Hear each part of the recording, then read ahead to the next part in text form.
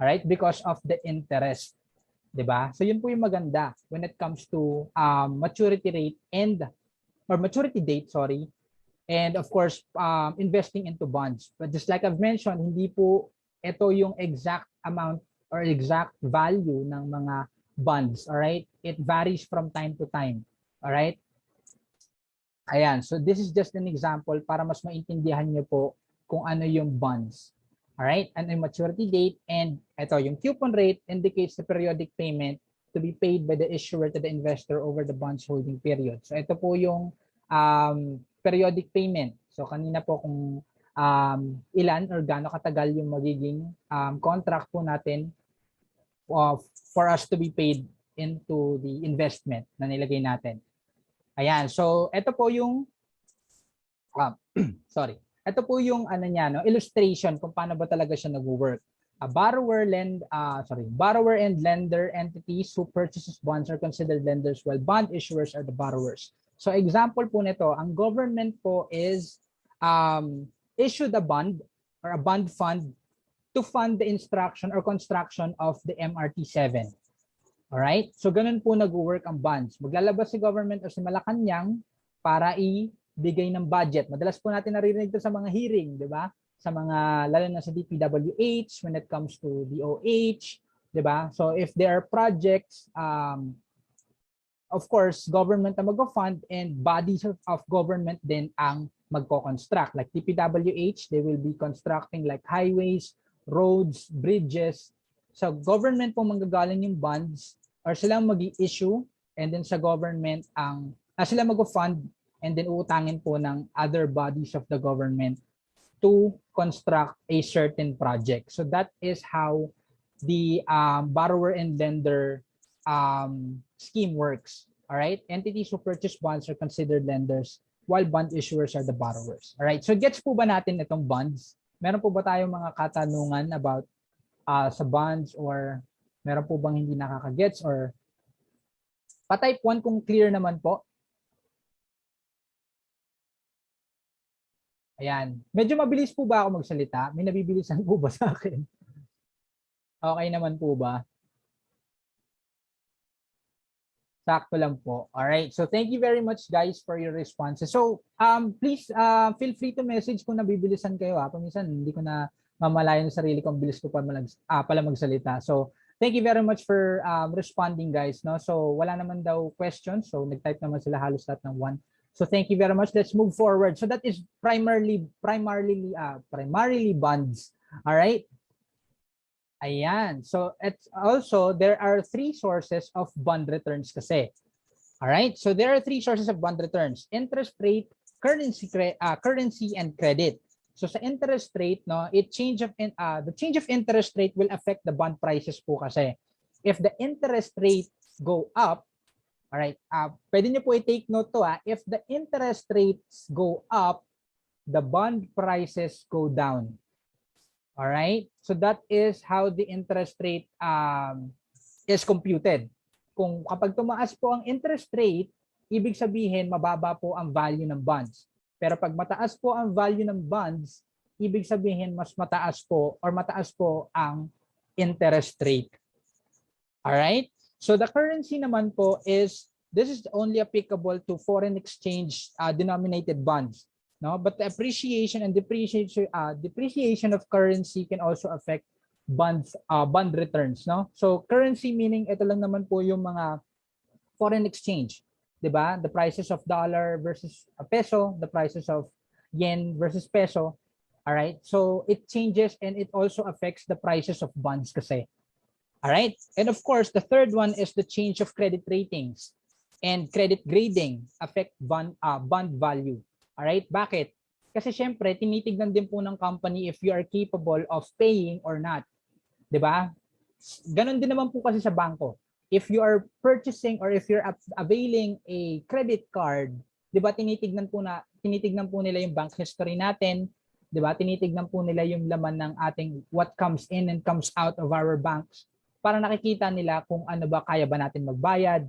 And if you already have a credit card and applying for another one, tinitignan nila kung good payer ka ba dun sa unang credit card mo. Kasi kung hindi, 'di ba? There are chance na hindi mo na sila bayaran at maging problema ka lang sa kanila. So that means hindi ka na nila i-accept or i-approve for another credit card. So that also affects the bond prices kasi. All right? Ayan. So tip lang to an investor should buy bonds. Ayan, like I've mentioned kanina, a tip if you are going to invest into bonds, an investor or kayo daw should buy bonds when interest rates are expected to decline or bumaba. Kasi that's the time bond prices are high. On the other hand, sell bonds naman if the interest rates are expected to rise. Kung tataas naman yung interest rates, that's the perfect time for you to sell bonds. All right? Kasi mas kikita kayo doon. All right? So that's the vice versa of interest and bond prices. All right? So gets po ba natin yon? Type 1 naman po kung okay sa atin yon or goods yung pagkakaintindi natin. Ayan. Thank you very much. Buhay na buhay po yung mga ating mga participants. I really appreciate everyone who's typing and responding to my questions. No? So that means you are listening to what we are talking about or what we have discussed tonight. Ayan. So thank you very much, everyone. Ayan. So let's move on. So that's merely bonds. So we will be moving to the bond risk naman. Siyempre, hindi naman lahat ng investment is walang risk. Diba? Investment is merely a risk taking. Diba? So kapag meron guys na nagsabi sa inyo na ipasok mo tong pera ko or may tao nagsabi sa iyo na magpasok ka ng 1,000 pesos at kikita ka ng 7 days without guaranteed. Walang risk. Ano sa tingin niyo ang tawag doon? Sige nga. Ano sa tingin niyo? Yung open-minded ka ba na magpasok ng 1,000 pesos at kikita ka ng 300 after 3 days guaranteed? May ganun ba? May guaranteed ba lagi kapag nag-invest ka? 'Di ba laging merong risk? Kahit anong klase ng investment, meron siyang risk. Yes, that is correct. That is a scam. Kaya maraming Pinoy ang nahuhuli at nahuhulog sa scam. Siguro maganda na ang i-discuss niyo. Yes, pwedeng malugi. Definitely true. Pwedeng malugi, pwedeng mag-grow. That kasi nga risk eh. There's a risk of kumita, there's a risk of hindi kumita. Yun lang naman yun eh. 'Di ba? Pero there's no such thing as guaranteed when it comes to investment. 'Di ba? And of course, if you are being wise enough, kung magi-invest ka talaga, kasi pera yan eh. Hard-earned money yan. Hindi lang yan basta-bastang napulot mo kung saan-saan. So ang wise investors do is they research, they understand, they study yun sa mga pag-i-investan nila. Just like what you are doing tonight, guys. No? This is one way of you learning and understanding kung ano ba talaga at saan ba talaga ako pwede mag-invest. 'Di ba? Ganun 'yun. Hindi yung pwedeng kapag sinabi lang ng kaibigan mo na 1,000 mo, magiging 1,500. Ask me how. PM is lucky. Wala namang ganun eh. 'Di ba? Meron man scam 'yun. Kasi pakukuhanin ka lang nila ng isang payout pero eventually kapag pinasok mo na ng pinasok yung pera mo, malulugi at matatalo ka na and demandahan na ang mangyayari. 'Di ba? So, ito yung mga bond risk na incorporated. Of course, interest rate. Sabi nga natin kanina, if interest rates are high, bond prices go down. And if bond prices go up, interest rate go down. All right? So, inflation risk, of course, 'di ba? Ito rin, inflation risk. Kasi paminsan, mas mataas na yung inflation rate kesa sa bond return. 'Di ba? So, mas maganda na marami tayong ini-invest para matalo natin yung inflation. Credit risk, just like what we had talked about kanina, yung pag-uutang, paying on time and not, that also causes you to opens credit risk, liquidity risk, 'di ba? And exchange risk, like in forex exchange or currencies na mention natin kanina. So those are the bond risk na talagang i-consider natin when you want to apply or when you want to invest into bonds. All right? Ayan. So kanina, pinag-usapan natin yung bonds, which is the logic of IOU. Meron akong utang sa'yo. Kapag bumili ako ng bond, meaning from that company, let's say for example, San Miguel, if I purchase a bond from San Miguel Corporation owes me. All right? Yan yung bonds, yun yung logic ng bonds. Pero ngayon, ang pag-usapan naman natin is stocks. All right, or equitable ownership. So ang difference nila are stocks or financial assets that represents part ownership in a corporation. It is like being a co-owner of a business company. All right. Ayan. So yung difference nila. Kanina, kapag bumili ka ng bonds kay San Miguel, may utang si San Miguel sa'yo.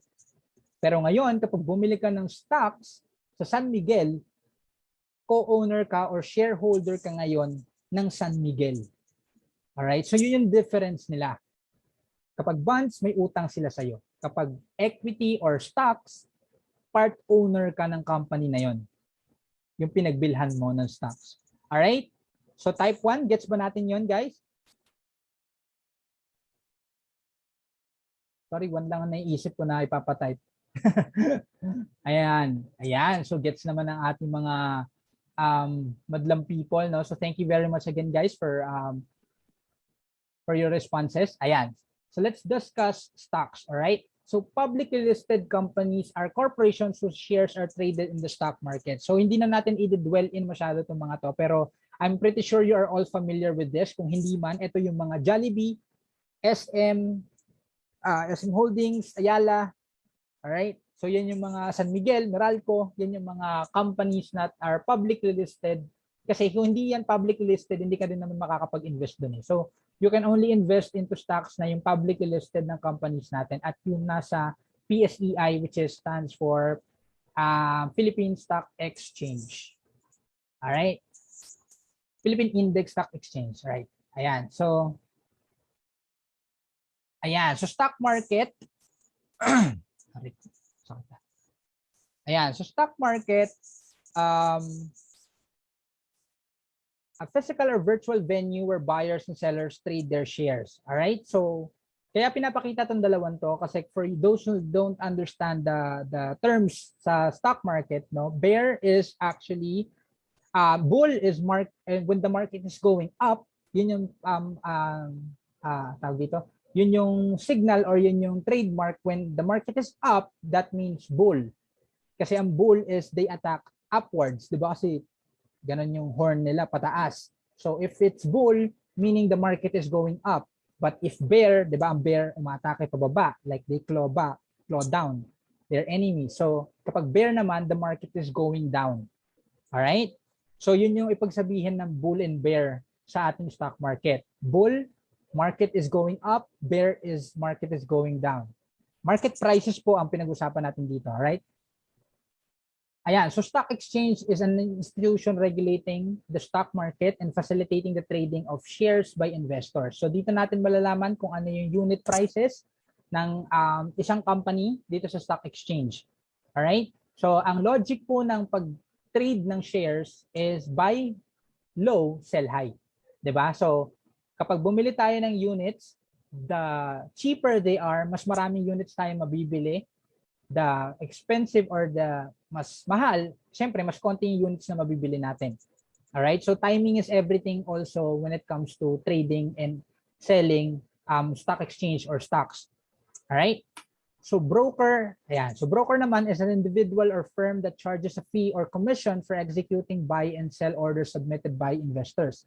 So ito kasi, a broker is needed if you want a professional to handle your stocks, no, sila yung gagawa ng buy and sell for you kasi meron din mga traders na solo traders lang, 'di ba? Yung sila yung nag-aaral, sila yung gumagawa ng buy and sell. Pero syempre, it requires a lot of time to understand, to know the market performance, to understand the market flow, the wave, no? So those naman hindi or wala masyadong time, like hindi ko na kaya gawin yan. So they hire a broker for them to do their buy and sell or to do the buy and sell for them.